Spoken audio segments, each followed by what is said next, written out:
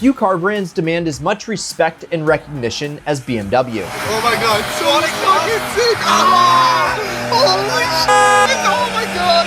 And the E46 M3 is the poster child of them all. It's the embodiment of the German car manufacturer at its best. Before BMW made grills, they made this. And it is one hell of a car that you definitely should buy. So drop us a like, hit the subscribe button, because we're about to give you one hell of a buyer's guide on the attainable dream car, the E46 BMW M3. All right, are you guys ready? Because I am. Let's go.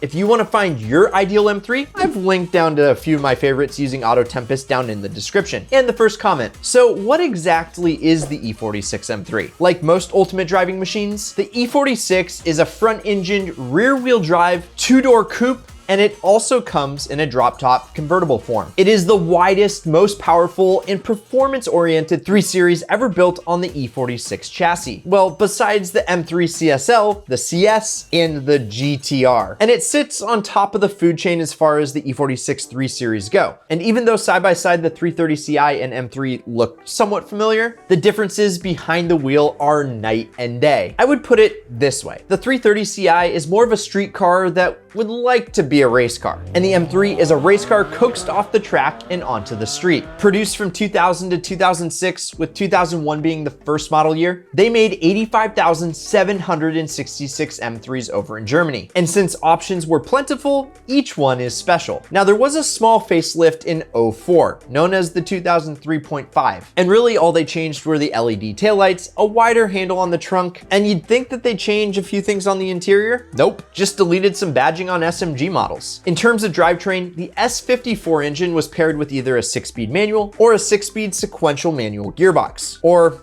SMG for short, and it's way less of a tongue twister. Now the SMG does weigh about 18 pounds more, and it's more expensive to maintain. And if you're looking for speed, they're both arguably about the same. But having owned both, I would have to say that the manual is way more rewarding to drive. So if it were up to me, as much as I did enjoy my SMG, the 6-speed manual is the way to go. And if you want to save the dying breed, go check out our best-selling Save the Manuals tee. The only downside of the manual transmission is that they do usually cost a couple grand more on the used market. But this is a fun fact. BMW did build more manual E46 M3s than the SMG. So options are out there and the manuals are plentiful. And when you really dig into it, much of the E46 M3's popularity is due to the versatility and appeal with multiple demographics. For example, young guys want a good looking and precise track car, which it does extremely well. Then there's other guys that can't leave anything stock. Raise your hand if you're one of those. And the E46 M3 is an incredible platform to start on. And then you also got those purists just seeking a functional and pivotal piece of BMW driving history. And those are the guys that are looking at it as a Sunday cruiser and an investment. And guess what? The E46 M3 is great at that as well, especially the ones with the little ZCP package or competition package, which they only built the last 2 years in 05 and 06. And you got the CSL style wheels, the bigger brakes, a different steering rack, and a little bit more exclusivity. But regardless of what year E46 M3 you get, if you do get a good one, the analog yet inspiring driving experience that this car delivers ensures the values of these cars are only going to continue to rise. The E46 M3 has a body that is so drop dead gorgeous that even if that engine was a complete flop, people would still be buying it. And when I think of beauty without the heartbeat, think of Alfa Romeo. Psych! And the M3, I think looks good in pretty much every single color, but there are a few that stick out. One is Laguna Seca Blue, which is one of the best blues of all time. Another one is Alpine White, which I think all white BMWs look timeless, but the E46 M3 specifically looks absolutely stunning. And kind of an outlier there is the Phoenix Yellow, which I kind of call it sales-proof yellow, but it has grown on me quite a bit. It is a weird color, but it is the launch color for the E46 M3. And so if the design team thought that that was the color they should market this car with, I think it's gotta be up there, even though I don't think a lot of people agree with me. Do you? Let us know down below. But regardless of the color, this Apex Slayer is one of the most iconic cars that BMW has ever made. Just look at those fender flares. They're subtle, but in your face at the same time. And they contribute to both the aesthetics and the performance. And then moving to the front, that front bumper is lower, it's wider, and altogether way more aggressive than a standard 3 Series. And out back, you can tell they are not messing around. With that famed center-mounted quad tailpipes, capable of emitting some of the most orgasmic and slightly tinny noises known to mankind. And even though at a glance, some people might think that it kind of looks like your typical 3 Series, it's not. Underneath the widened fenders, almost everything has been manipulated and upgraded in the pursuit of greater performance. And having owned 3 of these beasts, I can tell you that each and every one has had me grinning from ear to ear every time I turn the key. And it's just one of the few vehicles that you can admire from afar or shifting gears in the driver's seat. It is special.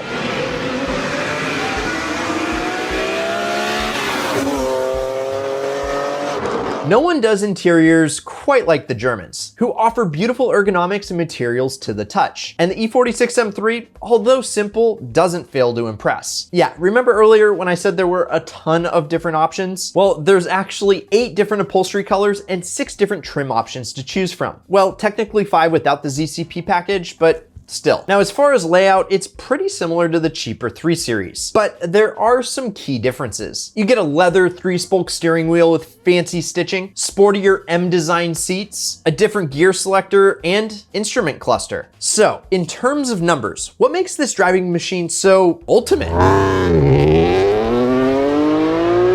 Well, to begin, you got that infamous 3.2 liter inline-6 pumping out 333 horsepower and 260 foot-pounds of torque. And whether you pick the SMG or the manual, 0 to 60 is in 5.1 seconds. However, way back in the day, Car and Driver did clock their 01 M3 at 4.6 seconds to 60 miles per hour, which sounds like that car was pretty hot, because that's a 1/10 of a second faster than a 2011 Mercedes SL550. But I don't think you buy an E46 M3 to set any land speed records, or just blast from a dig. It's a momentum car, and that's where I always found I got the most enjoyment, holding that 3-spoke steering wheel and just carving the corners. Stock, it's able to generate 0.89 Gs of grip, and that's because of a culmination of many M division suspension components and the sprightly curb weight of 3,461 pounds. And while we're on the topic of performance, let's dive into the heartbeat of the E46 M3, the S54. You see, that 3.2 liter straight 6 is way more than just a power plant. Yeah, this thing, it's more of a masterpiece than anything. And when it debuted in 2001, it was given an award, but not any award. The International Engine of the Year award. And for the next 5 years, it was the best engine in its class. And get this, it pumped out 102.6 horsepower per liter, making it BMW's highest specific output naturally aspirated motor. And that's extremely close to the likes of the Honda S2000 motor and the Ferrari 458 Italia. Now, as far as the transmission goes, you get some form of the GetRag 420G gearbox. The only difference is whether or not your left foot actuates the clutch, because the SMG is actually pretty much a manual transmission, and there are people out there that do swap them. So run a VIN check on the car that you're looking at to make sure that it was a manual from the factory and not swap. And the S54 B32 revs out to 8,000 RPM, and it delivers its max horsepower of 333 horses 100 RPM away from redline. And for you hypermilers out there, you get 15 miles per gallon in the city and 22 on the highway, which really isn't that bad for how much performance you get. So all of the hype, there has to be a downside, right? Yeah, you know what I'm thinking. Reliability.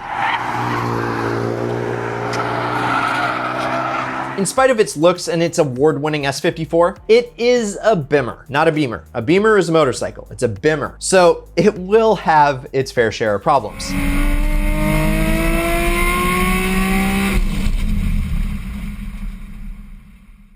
And no, I'm not talking about those typical E46 window regulators that always fail. Unfortunately, there was a design flaw with the rear subframe, and it has proven susceptible to cracking and tearing over time. 2 of my M3s had this issue, and it isn't that hard to fix, and it's not that expensive to fix, but if you leave it unattended, it could result in serious chassis damage. So when you get a PPI, make sure they check that rear subframe. And that S54 motor is a little bit high strung, and all 01 to 03 had a recall for the rod bearings. And a second, although on a lesser scale, for the Vanos, which is pretty much German for variable Nockenwellensteuerung. Anyway, also you got to keep your eye on the cooling system, but that's with all BMWs. And there's also the valve adjustment that's required every 30,000 or so miles. So not to scare you, but it does take a little bit more maintenance than say a Civic Si. Now the SMG transmission does get knocked down a little bit more than I think it should, although they do have issues with their gear actuator pump. And if this issue arises, it's not cheap to fix. So it might be worth for you to get the manual transmission. And although the E46 M3 does have its problems, and it's not gonna be the cheapest thing to keep on the road, kind of like your best friend, you wouldn't trade it for the world. And now that I've given you some facts on the E46 M3, it's time to find out, is it really an ideal car? Is it a car that I would use the ideal car strategies on? And so I'm gonna break it down. And for each of the categories coming up, the max I can give in each is 2 thumbs up, which means off the charts awesome. And the minimum is 2 thumbs down, which means I wouldn't wish this upon my worst enemy. And first up is smiles per gallon. It's hard not to grin when you're behind the wheel of a pure M car, but driving the E36 M3 is truly something special. Whether it's the look of admiration from onlookers on the street or your competition in the rearview mirror contemplating how to pass you on the racetrack. Smooth, precise, balanced are all words I'd use to describe a great sports car. And those are all possessed by the E46 M3. Throw in the fact that you know you look good while doing it in an E46 M3,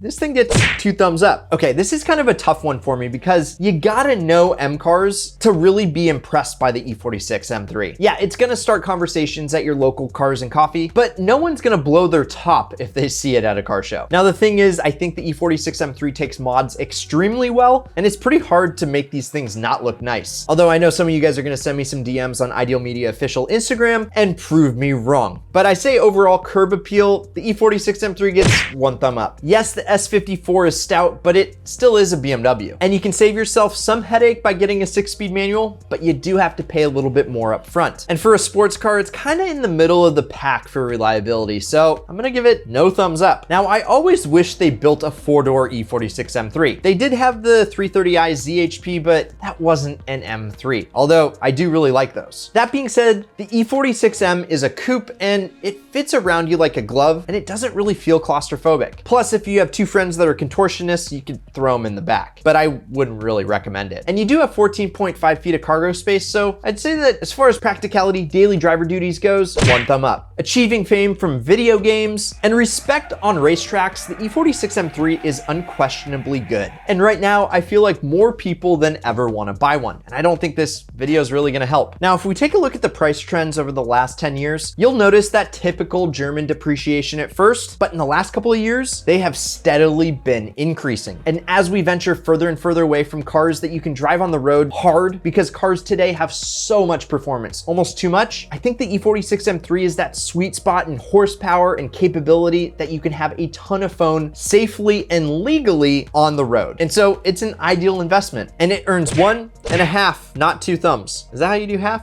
And this was pretty eye-opening because I ran insurance on a 25-year-old male with a clean driving record, and it was only 90 bucks a month. And I think that's because these cars are becoming more collector status, and so less of them are getting wrecked, which means that the insurance rates would be going down. And so that in itself is pretty enticing. So I know you guys want to know, what would I get? Well, I would get a competition package #1, but if I weren't to get that, I would definitely be looking for a facelift, so an 03 or newer, like this 6-speed manual painted in Alpine white with just under 100,000 miles. I like it because it's not low mileage, but with that amount of road work, any serious motor problems have probably arisen and been fixed. This car also has KW V3 coilovers and a painted carbon fiber CSL trunk. And the fact that both of those upgrades are not cheap means that this car was probably taken care of. And so the final score for an E46 M3 is 5.5 thumbs up. It's pretty ideal. And does the E46 M3 have what it takes to be considered an ideal car? Absolutely it does. Not only does it have the performance, the styling, but I think it's gonna continue to go up in value, let alone the fact that it is an absolute blast to drive. So